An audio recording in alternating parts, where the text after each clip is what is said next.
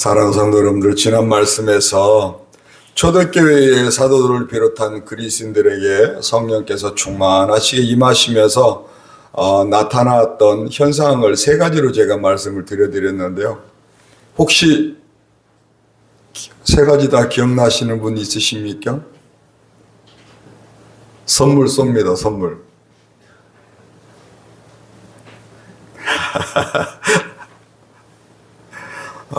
다시 말씀드려보면, 첫째는 말씀의 능력과 권능이 나타났다는 것, 둘째는 사랑의 계명이 이루어졌다는 것, 그리고 세 번째는 하나됨의 공동체가 만들어져 갔다는 것이었죠. 여러분, 제가 이렇게 이 세 가지 현상을 통해서 예수께서 하신 말씀으로 입증을 해드렸잖아요. 그러면서 제가 뭐라고 말씀드렸냐면, 예수께서 말씀하신 그 말씀은 반드시 말씀대로 이루어지는구나. 그래서 저와 여러분들이 이 약속의 말씀을 붙잡고 의지하고 매달리는 신앙생활을 해야 된다. 그렇게 제가 말씀을 드렸고요. 그래야 덧붙이는 말씀은 그래야 성령님을 통해서 하나님의 세미한 음성을 들을 수 있다. 이렇게 말씀드리고 싶어요. 내게 임하는 말씀을 믿어야 뭐 해야? 내게 임하는 말씀을 믿어야 내게 주시는 말씀이라고 받아들여야 가능하고 체험되어지는 은혜다. 그렇게 말씀드릴 수가 있습니다. 저는 제가 계속 말씀드리지만 크게 회심한 다음에 간증책들을 이렇게 보다 보니 그렇게 하나님의 음성을 듣고 하나님의 말씀을 받고 뭐를 행했다, 뭐 치유를 받았다 등등, 사업의 길이 열렸다, 영감을 얻었다, 아이템을 얻었다 등등등등 그런 이야기를 하는 분들이 너무 부러워서 저도 그렇게 되어지기를 바라고 하나님의 말씀을 읽고 하나님의 음성을 듣기 위해서 성경 구절들을 암송하고 그랬었어요. 어떻게 됐었겠습니까? 말씀대로 되어졌지요. 제가 여러분들께 말씀드리다시피 필요할 때마다 하나님의 말씀을 읽고 매달리고 그랬더니 어느 때부터인가 성령께서 제 심령을 감동하셔서 하나님의 음성을 들을 수 있게 해주셨으며 하나님의 뜻대로 하나님이 이끄시는 대로 저를 인도해 주시는 것을 제가 느낄 수가 있었다. 그렇게 말씀을 드립니다. 그래서 제가 충만교회로 돌아올 수가 있었고 그랬더니 하나님이 저를 위해 충만교회 선교 요청을 세우시려고 예배에 놓으셨던 것이고 또 시간이 지나고 보니 충만교회 담임 목사로 쓰시려고 예배에 놓으셨더라. 근데 그런 과정을 지나오면서 제가 여기까지 올 수 있었던 것은 바로 성령님의 감동을 통해서 하나님의 음성을 들을 수 있었기 때문이다. 그렇게 말씀을 드리고 싶은 것이죠. 이 부분에 대해서는 제가 중요하니까 다음 시간에 다시 다룰 것이고요. 오늘도 여러분 성령님을 알자라는 주제의 말씀을 이어갈 텐데요. 말씀을 믿음으로 받아들이시고 내게 주시는 말씀으로 간절함으로 붙잡으시길 주의 이름으로 축복합니다. 성령께서 그렇게 도와주시길 축복합니다. 할렐루야. 오늘도 여러분 성령 충만 세 번째 시간을 가질 건데요. 오늘은 성령 충만함을 받으려면 그러면 어떻게 해야 되는지에 대해서 초점을 맞추고 말씀을 살펴보면서 함께 은혜를 나누려고 합니다. 사랑하는 성도 여러분들, 사도들을 통해서 성령 충만함을 받은 그 초대의 사람들은 사도들을 중심으로 공동체를 이루기 시작했고 서로 사랑을 나누는 예수님의 말씀, 그 예수님의 계명을 실현하고 있었더라. 제가 그렇게 말씀을 드렸잖아요. 그럼 그렇게 공동체가 만들어지고 그 안에 모인 모든 사람들이 성령 충만함을 다 받았었을까요? 그렇지는 않았다고 저는 봐요. 그들 중에는 아직 긴가민가 하는 사람도 있었을 테고 또 약간의 의심도 하는 사람도 있었을 테고 여러분 교회는 완벽한 사람 모두가 성령 충만함을 받은 사람만 모이는 곳이느냐? 절대 그렇지 않습니다. 우리 교회는 그렇게 주장하는 곳이 있다면 그곳은 약간 이상한 곳이거나 약간 껄쩍지근한 곳이니 절대 어울리지 말고 어떻게 해야 된다? 거리두기를 해야 된다. 그렇게 말씀드리고 싶어요. 여러분, 교회는 죄인이 의인으로 변화되어지는 곳이고 영적으로 병자가 치유받는 곳, 영적 잠들어 있던 자가 영이 깨어나는 곳. 할렐루야. 그것이 왜 가능하느냐? 예수님의 이름으로 예수께서 흘리신 그 피를 담보로 죄사함을 받고 정결함을 받기 때문에 그렇게 되어지는 것이다. 그러니 그렇게 가는 거예요. 누군가가 먼저 깨어난 사람이 그 교회의 우산이 되어지는 거고 기둥이 되어지는 거예요. 할렐루야. 그리고 연약한 누군가가, 아직 부족한 누군가가 그 그늘 밑에서, 그 날개 밑에서, 그 우산 밑에서 자라나야 되는 거예요. 교회는 그렇게 가는 거예요. 할렐루야. 우리 충만교회도 그리 가고 있다고 저는 믿고 있어요. 어찌 보면 우리가 교회가 개척되어진 지는 40년이 지나가지만 우리가 부인할 수 없는 광야 같은 시대가 있었잖아요. 새로운 축복의 땅, 가나안 땅에 들어가듯이 새롭게 이끌어 가시는 하나님의 계획과 뜻 안에 우리가 지금 다시 시작한 지가 이제 몇 년 안 되고 있잖아요. 그러면 저와 여러분들이 가장 중요한 것은 무엇이냐? 내가 따라서 해보시겠으면 내가 그 사람 되기를 소망하자. 아멘. 내가 기둥 되기를, 내가 우산 되기를. 할렐루야. 반드시 하나님이 그리 되어질 수 있도록 환경과 여건으로 도우실 것이며 필요한 믿음을 부어주실 것이며 성령의 충만하신 은혜를 허락하실 줄 믿습니다. 아멘입니까? 여러분, 이 누가가 기록한 사도행전 5장 말씀을 보면 우리 지금 사도행전 1장부터 2장에 성령이 임하셨어요. 그리고 막 성령님을 통해서 놀라운 일들이 일어나고 그것이 기록되어지고 있어요. 근데 5장에 갔는데 갑자기 전혀 결이 다른 이상한 사건이 하나가 이렇게 언급되어지고 있어요. 우리 그 말씀을 한번 볼까요? 사도행전 5장 1절부터 5절까지 말씀 함께 합니다. 아나니아라. 시작.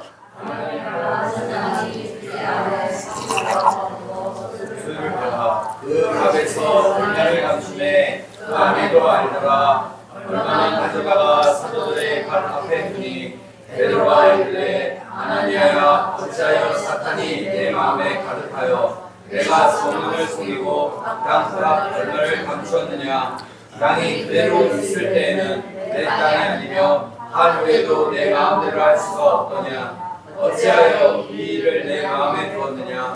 사람에게 거짓말한 것이 아니요 하나님께로다. 5절. 아나니아가 이 말을 듣고 엎드러져 혼이 떠나니 이 일을 듣는 사람이 다 크게 두려워하더라. 아멘. 자, 본문 말씀을 보시면 아나니아라는 사람과 그의 아내 삽비라라는 부부가 있었습니다.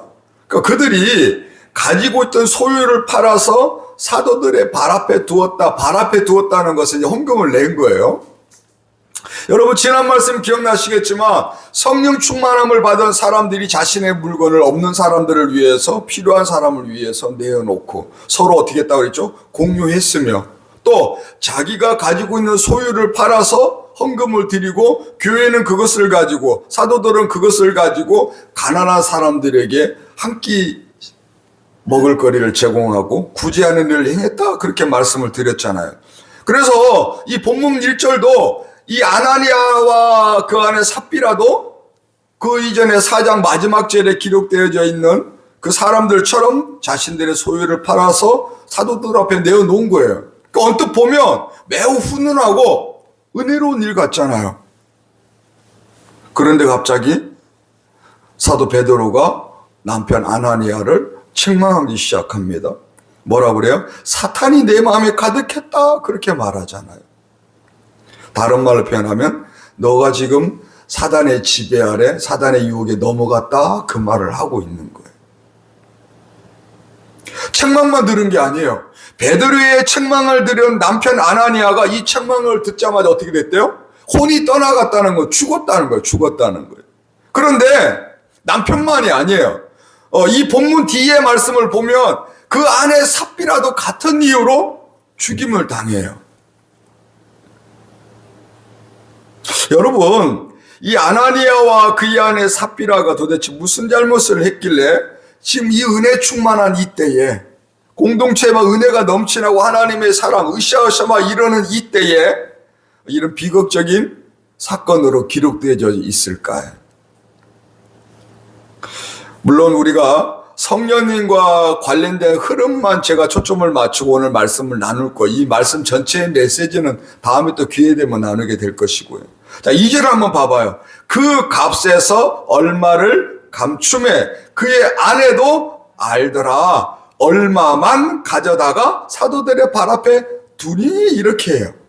그러니까 쉽게 말씀드려서, 자, 이들 부부가 땅을 팔았어요. 대금을 받았어요. 그러니까 그 돈을 전부 사도들 앞에 내어놓지 않고 그 중에 얼마를 어떻게 했다고? 감춰놓고 갖다 놓은 거예요. 그런데 그것을 누구도 알았다고요? 남편만 아는 것이 아니라 그 아내도 알았다는 거예요. 알았다는 거, 둘이 서로. 그렇지. 아니, 내 땅을 팔았어요. 내 땅을 팔아서 교회에 사도들에 내어놓는데 나를 위해서 뭔가 조금 남겨놓을 수 있지 않아요? 맞아요, 틀려요? 그럴 수 있죠. 그게 잘못됐다고, 그게 나쁘다고 말하는 게 아니에요. 문제는 다른 데 있어요. 여러분, 소유를 팔아서 사도들 앞에 내어놓는데 자기들을 위해서 일부를 남겨놓았음에도 불구하고, 일부 숨겨놓고 가져왔음에도 불구하고 마치 전부를 가져온 것처럼 꾸몄어요.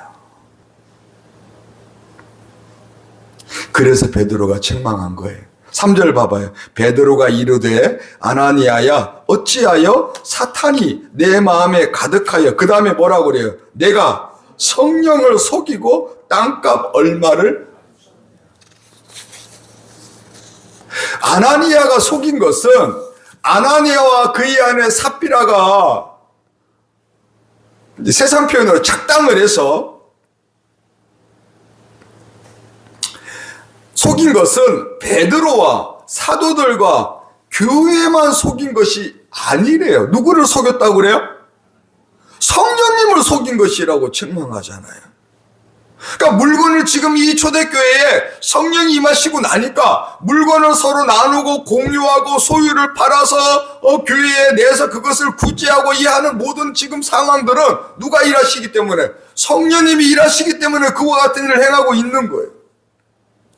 그런데 이들 부부가 마치 성령 충만함을 받은 것처럼 자기들도 성령의 감동을 따라서 뭔가 하는 것처럼 행동한 것이며, 이렇게 행동한 것은 결국은 누구를 속인 것이다? 성령님을 속인 것이다. 다른 말로 표현하면 성령님을 부정한 것이다.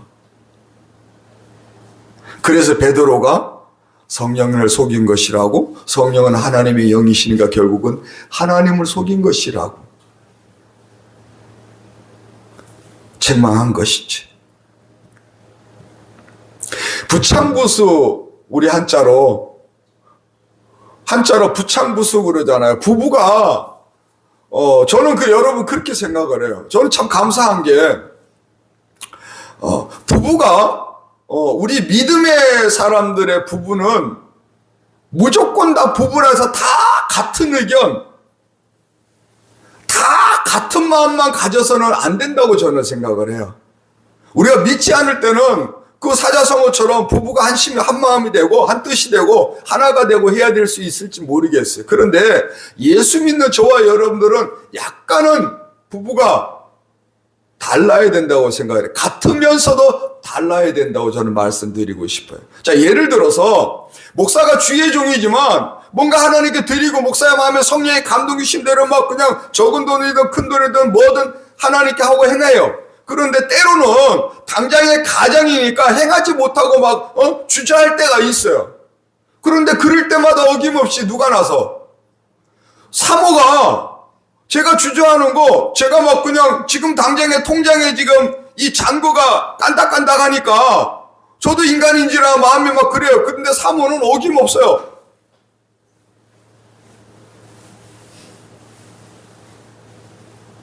만약에 옆에 사모 아우 우리 어려우니까 맞아요. 제껴요. 이랬더라면 제가 하나님의 복을 더 누리지 못했을 거예요. 아멘입니까? 맞아요. 지금 여러분 하나님께 드린다고 하면서 믿음이 부족하여 아까운 생각이 들거나 또는 급한 것이 먼저 떠올라서 쓸 수 있어요. 아직 성령의 임재를 경험하지 못하고 체험하지 못했고 또 그래서 제대로 드리지도 못하고 믿음으로 뭔가를 심지도 못할 수도 있어요. 아직 자꾸 연약한 믿음이 그럴 수 있단 말이에요. 그게 나쁘다는 이야기를 하는 게 아니에요. 그 연약함을 고백하면 되는 거예요. 주님, 제가 주님께 제가 드리는 마음이 있는데 제가 당장에 제 코가 석자라 주님께 제 코가 석자라 말씀드리기 조금 거시기 하지만 어찌됐든 제가 주님 믿음이 부족해서 이렇게 했어요. 주님 죄송해요. 있는 그대로 인정하고 주 앞에 회개하고 돌이키고 그게 중요한 거예요. 그거는 주님의 존재를 부정하는 게 아니잖아요. 아멘입니까? 내가 믿음이 부족해. 내가 연약해서 넘어지고 쓰러질 수 있어. 그거는 상관없어. 그럼에도 그것을 주님께 아뢰 수 있는 것은 믿음이 있다는 거잖아요. 이해됩니까? 그런데 나는 그렇게 하면서도 전혀 주님을 신경 쓰지 않고 의식하지 않는다? 그게 문제인 것이죠. 뭐만 이해됩니까? 맞아요. 지금 말씀 이들 부부가 한 거 한번 봐봐요. 내가 하는 행동을 아무도 모를 것이라고 여겼어요. 나도 남처럼 하는 것처럼 꾸미면서 인정받으려고 하고 대우받으려고 하고 대접받으려고 하기만 했잖아요.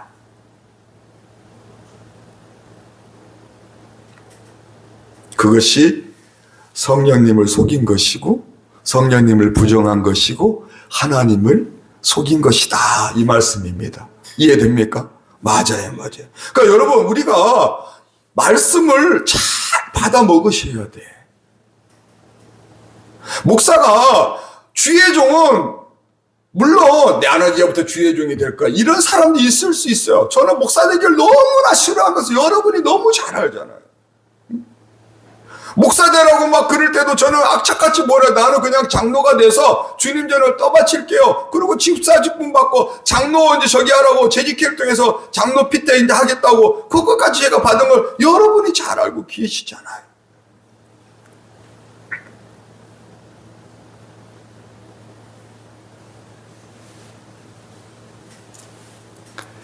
그런데 내가 아무리 부정하고 내가 아무리 거부한들 성령께서 내 안에 일을 하시니까 내가 그분의 뜻을 이루기 위해 나아가는 것처럼 그것이 중요한 거라고 저는 생각해요.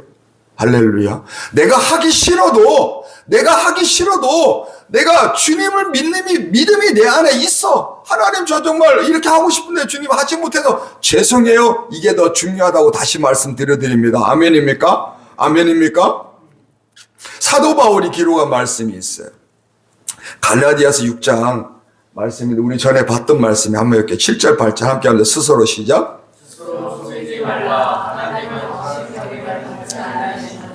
사람이 무엇으로 심든지 그대로 8절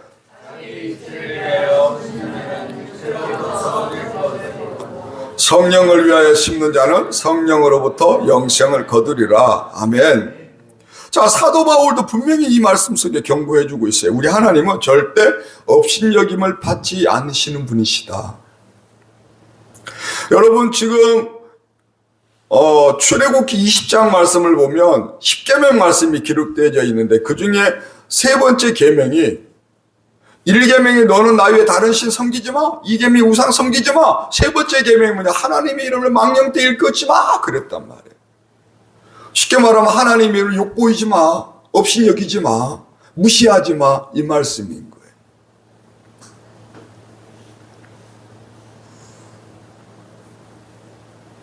우리 하나님은 절대 업신여김을 받지 않으시는 분이시다. 하나님을 절대 속일 수 없다. 아멘입니까?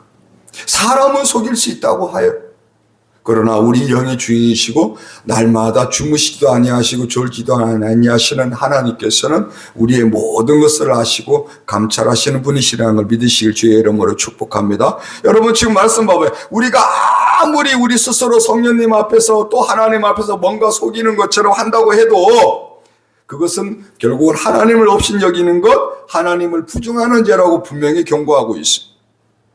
여러분, 틀림이 없어요. 따라서 해보시겠습니다. 심는 그대로 거둔다. 내가 정직하지 못하게 심었는데, 내가 심는 척만 했는데 내 삶에 하나님의 은혜가 가득하다? 내 삶에 하나님의 은혜로 인하여 감사함이 넘쳐난다?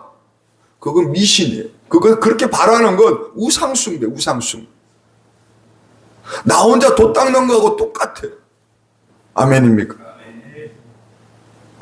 성령의 인도하심을 따라 믿음이라는 행함을 심지 않으면 결국은 우리의 삶은 썩어질 것으로 가득 차고, 그 썩어짐의 지배만 받다가 그렇게 삶이 끝나서 우리 인생도 썩어지고 마는 거라고요.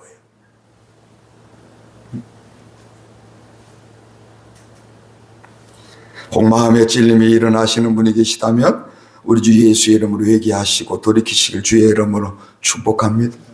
여러분, 분명히 예수님이 말씀하셨고 사도 바울이 예수님의 말씀을 가지고 계속 가르치는 거예요.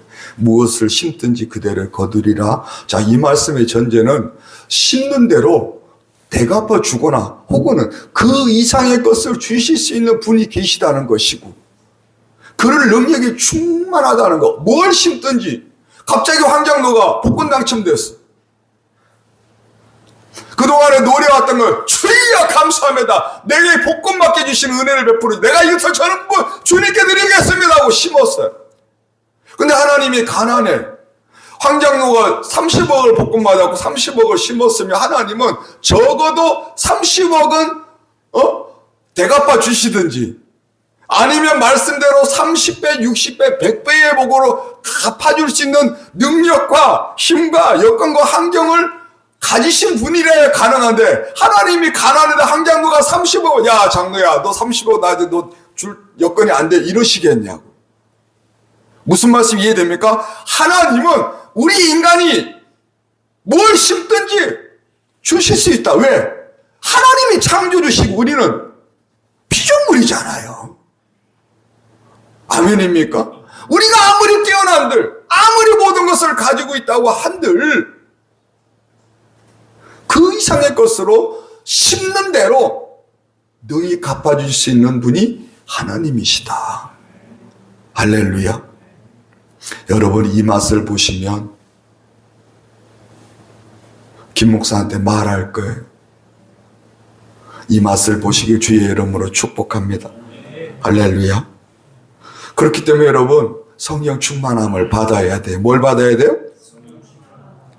성령 충만함을 받으시려면 네 가지를 행해야 돼요. 따라서 해보시겠습니다. 회개, 기도, 말씀, 절제. 다시 회개, 기도, 말씀, 절제. 아멘이에요. 아멘이에요. 여러분, 성령 충만함을 받으시려면 가장 먼저 회개부터 해야 돼요. 뭐 해야 된다고요? 아멘. 우리가 성령님을 통해서 성령님을 알자는 주제를 제가 시작하면서부터 계속 여러분께 말씀드렸는데, 성령님은 거룩하신 영이시단 말이에요. 존재 속성 자체가 성령님은 거룩하신 분이에요. 여러분, 지난 말씀에서 오순절날 베드로는 성령 충만함을 받고 나서 예루살렘 성전에서 사람들 앞에서, 그 수많은 사람들 앞에서 담대하게 서서 하나님의 말씀, 예수가 죽으셨고 다시 살아나셨다는 복음을 설교했다고 그랬잖아요. 우리 그 말씀 한번 볼까요? 37절부터 그들이 시작. 그들의 이 말을 듣고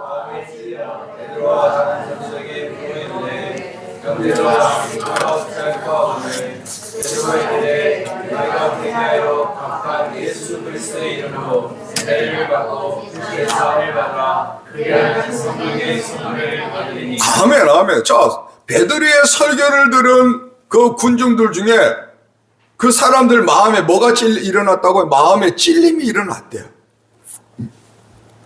하나님의 말씀을 듣고 자신들의 죄가 깨달아진 것이에요. 그래서 어찌해야 될지를 묻는 그들에게 베드로가 뭐라고 그래요? 먼저 회개하라. 죄사함, 즉 죄를 용서받으라고 이야기를 하고 있잖아요. 그래야 뭘 받을 수 있다고요? 성령님을 선물로 받을 수 있다. 여러분, 38절 뒤에 그리하면 성령의 선물을 받으리니 라고 이 언급되는데, 여기에 쓰인 성령이라는 헬라어가 하기오스 푸뉴마가 성령, 영을 말하는 건데, 하기오스라는 단어는 가장 신성한, 가장 거룩한 그런 뜻을 가지고 있어요. 그러니 이 단어의 의미처럼 가장 신선하고 가장 거룩한 분이 누구시라고요? 성령님이신 거예요. 그래서 성령님이 우리 안에 오시기 위해서는 우리 안이 어떻게 해야 되는 거예요? 거룩해야 되는 거죠. 그러니 내 안을 거룩해 해야 되는 거, 내 안을 거룩하게 청소하기 위한 가장 첫 번째 방법이 뭐다? 회개다. 회개하지 않고는 성령 충만함을 받을 수 없는 것이며, 할렐루야. 회개하지 않고는 성령을 받았다는 사람은 다 거짓이고 가짜다. 우리 사회에 분명히 잘못된 행동을 하고 자기 뒤로 부를 축적하고 세상에 뭔가를 쌓아놓고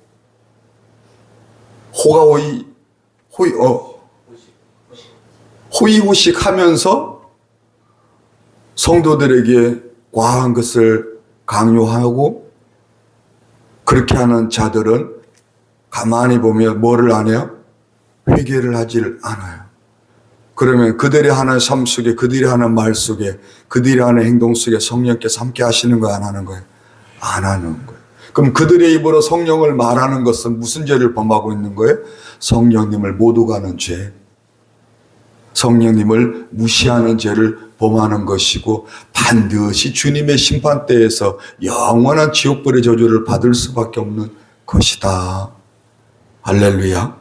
제 이야기가 아니라 말씀이 우리에게 알려주시는 것이다. 사랑하는 여러분, 우리는 연약해요. 인정합니다. 넘어질 수도 있어요. 실수를 범할 수도 있어요. 그러나 당연한 듯이 내가 예수 믿기 전에 사람처럼 동일한 죄를 아무런 마음 찔림 없이 계속 범하고 있다? 그것은 성령님을 부정하는 거예요. 하나님을 업신여기는 죄를 범하고 있는 것이라고요. 예수 믿기 전에 옛사람처럼 여전히 동일한 죄를 범하고 있다? 절대 성령 충만함을 받을 수가 없겠지요. 끊어버리시길 주의 이름으로 축복합니다. 깊은 통해의 눈물, 그 눈물이 나를 덮칠 때까지 아주 주님 앞에 낮게 엎드려서 애통하면서 회개하는 여러분 되시길. 여러분, 그래야 길이 열려요. 그래야 신비로운 은혜가 여러분의 삶을 휘감는 거예요. 세상에 그 누구도 부러워하지 않을 수 있어요. 누리시길 주의 이름으로 축복합니다. 할렐루야. 여러분, 성령 충만함을 받기 위해 두 번째는 따라서 해보시겠습니다. 기도해야 합니다. 뭐 해야 된다? 성령님이 내 안에 충만하게 역사하시기를 사모하면서 기도해야 하는 거예요. 여러분, 김 목사가 계속 말씀드리지만 사모하지 않고는 어떤 일도 일어날 수가 없어요. 내가 사모하지 않는데 갑자기 뭐가 일어나. 그건 다 거짓말이에요. 마귀가 장난하는 거예요. 사모함이 중요합니다. 성령 충만함을 사모해야 되고, 말씀이 내게 주어지기를 사모해야 되고, 은혜가 내게 임하기를 사모해야 되는 거예요. 할렐루야. 할렐루야. 사모함을 다른 말로 표현하면 저는 이렇게 말씀드리고 싶어요. 한번 따라해 보시겠습니다. 영적 배고픔. 뭐라고요? 배가 고파. 가만히 생각, 배고픈데? 무슨 배고픔? 영적 배고픔. 영적 배고픔. 사모함을 다른 말로 표현하면 또 있어요. 심령이 가난한 것. 영적 배고픔과 심령이 가난한 그 사람에게 성령께서 뜨겁게 임하십니다. 할렐루야. 아멘입니까? 사도행전 1장 말씀 한번 잠깐만 볼게요. 14절 말씀. 어디 갔어?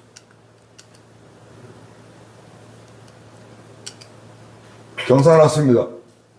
그 말씀이 빠졌나 봐요. 제가 읽어봐 드리지 뭐. 사도행전 1장 14절. 여자들과 예수의 어머니 마리아와 예수의 아우들과 더불어 우리 지난번에 시간에 봤던 말씀이에요. 마음을 같이하여 오로지 기도에 힘쓰더라.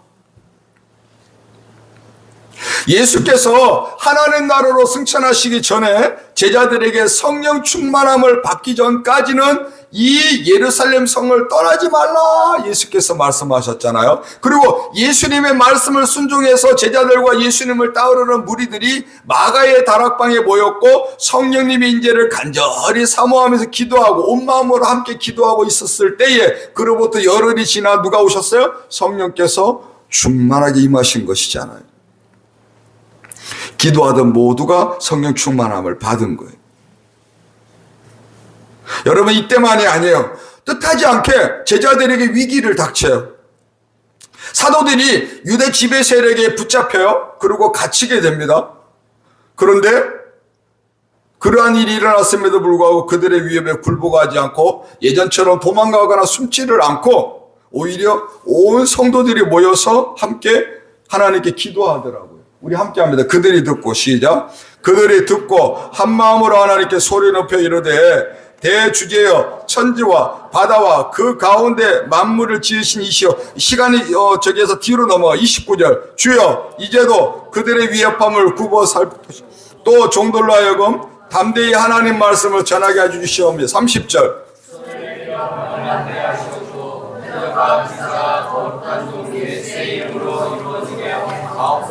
31절. 비르기를 다음에 모인 곳이 진동하더니 무리가 다 성령이 충만하여 담대히 하나님 말씀을 아멘입니다. 아멘. 자, 복음을 전하다가 감옥에 갇혔던 사도들이 풀려납니다. 그런 이야기를 들었으면 숨을 법도 하고 도망칠 법도 한데 교회 공동체는 어떻게 했다고요? 모여서 간절히 기도했더라. 24절에 한 마음으로 하나님께 어떻게 했더라? 소리 높여 한 마음으로 부르짖어 기도했다는 것이죠. 그리고 그들의 기도를 들으신 하나님께서 성령 충만함을 허락해 주셨다는 거예요. 여러분, 우리가 예수 믿는 사람으로서 예수 믿는 사람답게 살아내야 되는 것은 하나님이 저와 여러분들 불러주실 때 가장 기본적인 전제 조건인 거예요. 그리 살라고 우리를 불러주신 거잖아요. 그런데 아까 말씀드린 우리 인간이라 쉽지 않아요.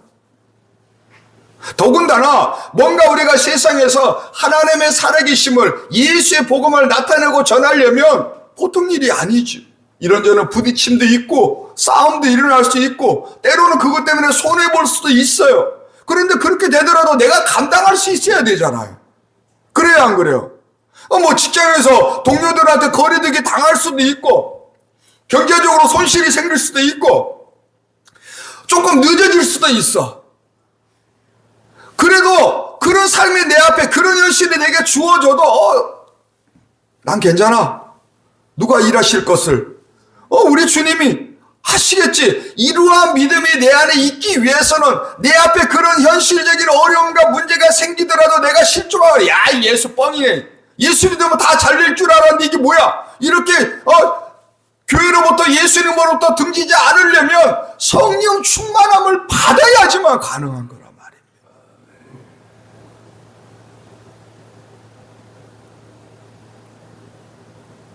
뭘 받아야 돼?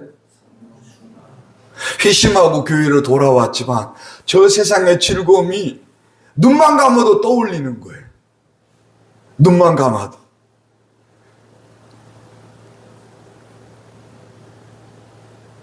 어떤 학부형이 애들 교육비가 몇백만 원 밀렸어. 부부가 갑자기 이혼을 한 거예요. 애들 둘이 있는데. 어느 날 애들이 안 와서 집에 갔더니 애들이 방 안에만 애들 둘이 있고 엄마가 출근한 거예요. 젊은 엄마. 너무 기가 막히고 애들을 데리고 제가 원으로 데려와서 엄마랑 나중에 통화를 했더니 너무 죄송해서 애들을 못 보냈다는 거예요. 뭐가 밀려서? 교육비가 밀렸어. 저도 어려울 때인데 장가도 가려면 돈을 모아야 되는데 계속 주기만 해야 돼. 계속 힘기만 해야 되는 일만 제 앞에 있는 거예요. 그래서 제가 이 자리에 무릎 꿇고 기도하면서 오케이, 하나님 여기까지인가 봅니다. 이렇게 어려운 분들이 있는데 제가 더 이상 나눠줄 여건도 아니고 세도 밀리고 여기까지인가 봐요. 그동안 감사했습니다. 그랬더니 하나님 뭐라 그러신 줄 아세요? 그래, 야 수고했다 경호야, 다시 세상으로 돌아가, 이러셨을까요? 아니죠.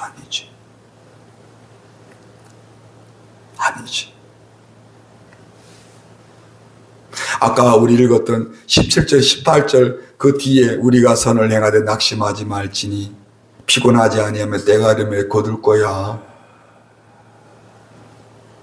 19절 말씀이, 야 그래도 심어라. 뭐 하라고요? 너가 지금 문 닫으면 그 집 어디 가니 걔들. 엄마가 출근하면 애들 밥은 누가 먹일 거야? 에? 엄마가 아침에 나가면서 또 5살, 3살인가 그랬는데 엄마가 아침 출근해.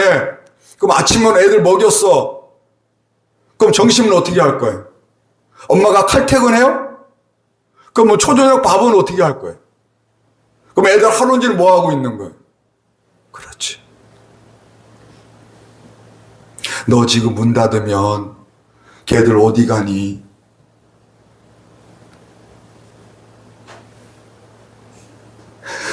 인간 김경호는 절대 견딜 수 없는데 누가? 성령께서 말씀으로 하나님의 음성을, 그것을 감당할 내게 주어진 이 현실적인 문제를 이겨내고 그 너머를 볼 수 있는 믿음을 넣어주시니까 또 거기까지 울면서 주님 감당할 수 있게 좀 도와주세요. 이때를 이겨낼 수 있도록. 요만큼만 지나면 하나님이 저를 위해서 이렇게 일하신 것이군요 하고 말할 수 있도록 저 좀 도와주시라고 거기까지 울면서 기도하고, 그리고 또 일어서서 다음날은 아예 아침에 제가 어디로 갔겠어? 아예 집으로 갔지. 그렇게 힘든 거예요. 할렐루야. 아멘입니까? 지금 봐봐요. 30일째 비일기를 다음에 모인 것이 진동하더니 무리가 다 뭐 했다고? 성령이 충만하여 그 다음에 뭐예요? 담대히. 그렇죠. 하나님의 말씀을 전하는 건 입으로만 전한 게 아니잖아요. 뭘로 전한 거야? 내 행동, 내 삶, 나의 삶의 모습으로 전하는 거예요. 할렐루야. 오늘 예배드린 여러분이 그와 같은 분 되시길 주의 이름으로 축복합니다. 할렐루야. 성령이 충만 없으면 주님의 지상명령을 절대 싫어하고 순종할 수가 없어요. 여전히 지금 그들 앞에 유대 지배 세력에 살기등등한 시선, 위협이 존재하잖아요. 예수님처럼 언제 그들도 죽임을 당할지 아무도 모르는 거예요. 그러니 그들이 한 마음으로 모여 어떻게 했더라? 그들의 기도는 모여서 기도할 때 더 절박했을 것이고 더 간절했을 것이잖아요. 그게 우리에게 있어야 돼. 아멘입니까? 그렇게 뜨겁게 성령의 임재를 사모하며 간절히 기도했더니 그들이 모인 곳에 성령께서 다시 한번 충만하게 임하셨더라 그러는 거예요. 여러분 있잖아요. 성령이 기도하니까 임했다. 이거는 지금 그들의 배 갑자기 일어난 현상이 아니에요. 우리 지난 말씀에 한번 지금 보겠지만 이미 예수께서 하신 말씀, 이미 예수께서 예견하신 일이 일어난 거예요. 우리 그 말씀 한번 봐볼게요. 누가복음 11장 말씀에 전에 봤던 10절, 13절까지 함께합니다. 구하는 시작. 구하는 이마다 받을 것이요. 11절. 누가 아들이 생선을 달라 하는데 12절. 알을 달라 하는데 정갈을 주겠느냐? 너희가 약할자라도 좋은 것을 자식에게 줄 줄 알거든. 하물며 성령을 주시지 않겠느냐 하시니라. 아멘입니다. 우리 전에 나눴던 것처럼 예수께서는 믿고 기도하는 거, 간절히 기도하는 거, 사모함으로 기도하는 것이 얼마나 중요한지 가르쳐 주셨다고 그랬어요. 여러분 제가 계속 말씀드리지만 우리 하나님 아버지는 우리가 하나를 기도하면 그것을 저울에 달아서 칼같이 잘라서 주시는 분이 절대 아니에요. 아버지는 사랑이에요. 아버지잖아요. 내 새끼가 내게 뭔가를 달라 하면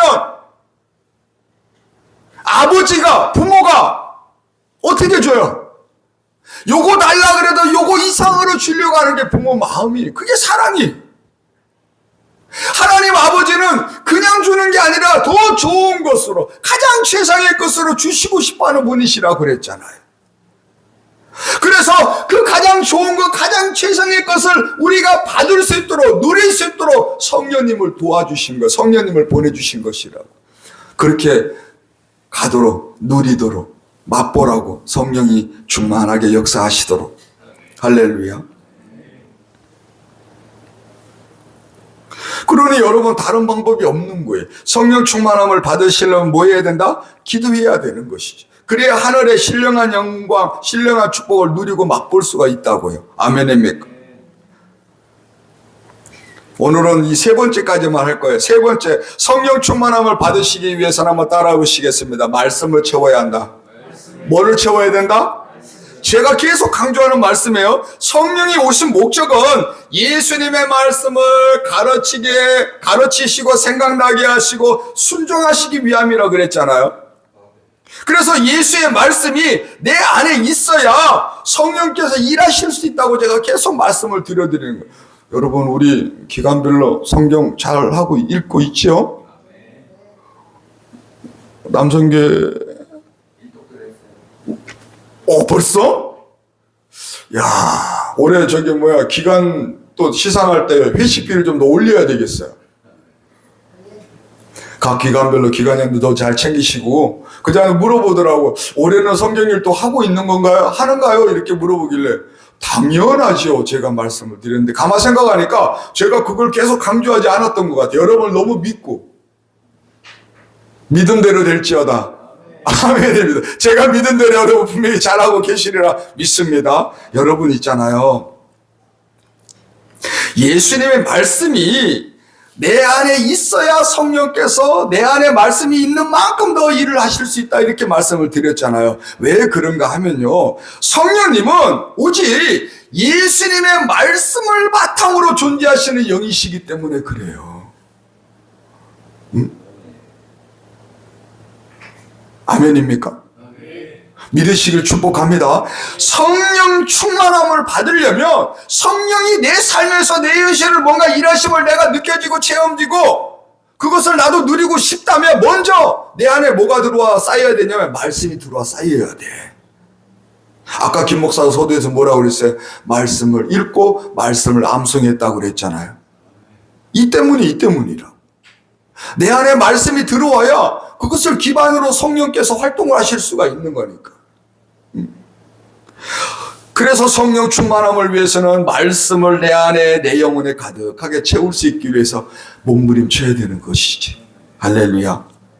여러분, 말씀 채우는 것은 말씀을 읽는 것, 말씀을 듣는 것이라고 말할 수가 있는데요.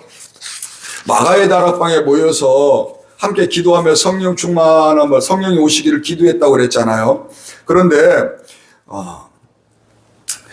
이 사도행전 1장 15절에서 그 뒤에 26절까지 보면 이 초대교회 성도들이 기도하고 또 말씀을 서로 읽고 서로 나누었다고 기록되어지고 있어요. 그런데 이때만 아니라 이후에 사도행전 10장에 베드로가 이 예루살렘 중심으로 모여있는 교회가 아닌 곳에도 하나님의 말씀을 전했고 그곳에도 성령께서 충만하게 임하셨다고 기록하는 말씀인데 우리 그거 한번 보고 오늘 말씀 마칠게요. 사도행전 10장 함께합니다. 44절부터 베드로가 시작. 베드로가 이 말을 할 때에 성령이 말씀 듣는 모든 사람에게 내려오시니 45절 베드로와 함께 온 할례 받는 신자들이 이방인들에게도 성령 부어주심을 말씀 이는 방언을 말하며 하나님 높임을 들음이러라. 아멘. 자, 이 본문 말씀의 배경은 로마 제국의 군대의 백부장이자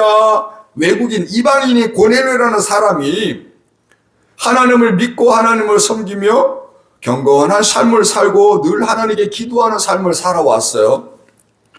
그리고 언제나 하나님 말씀을 사모하니까 하나님께서 그의 믿음을 보시고 베드로와 만나도록 환상 중에 베드로랑 연결을 해줬고 베드로가 하나님의 인도하심을 따라 성령의 인도하심을 따라 고넬료를 만난 장면이 지금 본문부터 이루어지는 거예요. 그래서 성령의 감동을 따라 베드로가 하나님의 말씀을 그들에게 전했더니 거기에 모인 고넬료와 그의 친척들, 그의 친구들 모두가 성령의 충만하심을 받았다고 지금 말씀이 기록하고 있는 거예요. 이방인임에도 불구하고 하나님의 말씀을 간절히 사모하고 그 말씀 속에 있는 하나님의 은혜가 자기뿐만 아니라 자기의 가족들, 친척들, 자기의 친구들에게까지도 그 말씀이 영향을 미쳐지기를 바라고 하나님께 은혜를 구했더니 하나님이 누구를 보내주셨다고? 베드로를 통해서 뭘 주셨다고요? 성령의 충만하심을 주셨더라. 그래서 우리가 알아야 되는 거예요. 여러분, 성령을 사모하며 회개하고 성령의 충만함을 위해 기도하는 것도 중요하지만 그것만 가지고는 안 되는 거예요. 우리 안에 뭐가 들어와야 된다고요? 하나님의 말씀이 들어와야 되는 거예요. 아멘입니까? 말씀을 간절히 사모함으로 붙잡고 그 말씀 안에 있는 복이 말씀대로 내게 임하기를 간절히 여러 번 바라고 매달리는 그때에 누가 임하신다? 성령께서 임하시고 그 사모함을 통해서 성령이 더 충만하게 역사하실 수 있다. 할렐루야. 사랑하는 여러분, 주의 종은 여러분에게 믿음을 주는 종이 아니에요. 여러분의 믿음이 생기도록, 여러분의 믿음이 더 뜨거워지도록 통로 역할을 하는 거예요. 다리 역할을 하는 거예요. 아멘입니까? 저는 믿음의 경험을 말씀 안에 있는 믿음의 일하심에 대해서 여러분에게 전하고 여러분이 그것을 믿음으로 받아 먹어버려야 그것이 여러분 것이 되는 거예요.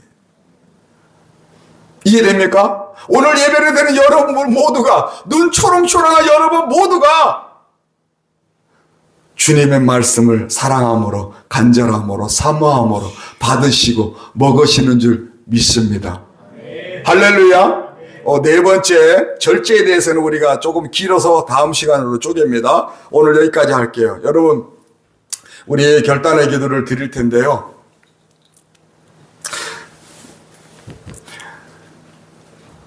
말씀은 언제나 우리를 스쳐 지나갈 수 있어요. 말씀은 우리가 말씀을 듣는다가 무조건 우리 안에 차곡차곡 쌓이는 게 아니에요. 할렐루야. 말씀은 언제나 지나갈 수가 있어요. 그런데 그 말씀이 내 안으로 들어오도록 하는 것은 누가 하는 거예요? 여러분이 마음의 문을 여는 거예요. 말씀은 언제나 자인학생은 그냥 반주 들어가면 돼. 말씀은 언제나 여러분을 두드리는 거예요. 여러분의 마음을 두드리는 거예요. 여러분의 영혼을 두드리는 거예요. 그 말씀을 듣고 마음의 문을 여는 거 누가 하는 거라고요? 여러분이 하시는 거예요. 할렐루야. 오늘 그 믿음이 더 뜨겁게 회복되기를 주의 이름으로 축복합니다. 이 시간 우리 결단의 기도를 드릴 때에 성령께서 우리를 도와주시길